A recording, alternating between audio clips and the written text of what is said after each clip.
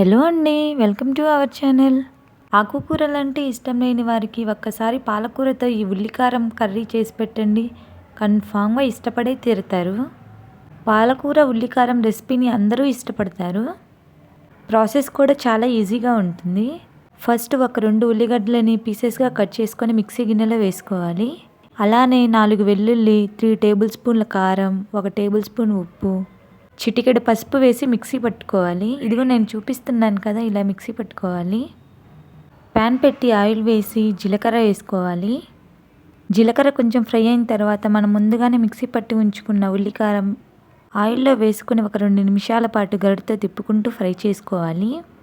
ఉల్లికారం fry అయిన తర్వాత మనం కట్ చేసి ఉంచుకున్న పాలకూరని వేసుకొని ఉల్లికారం పాలకూరలో కలిసే విధంగా చక్కగా కలుపుకోవాలి.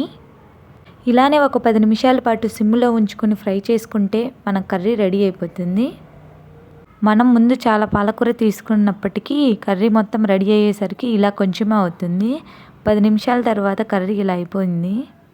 అంతేనండి, మన పాలకూర ఉల్లికారం కర్రీ రెడీ అయిపోయింది. ఇంకా సర్వ్ చేసుకోవడమే. వేడి వేడి అన్నంలో ఈ పాలకూర కర్రీని వేసుకొని తింటుంటే చాలా సూపర్గా ఉంటుంది.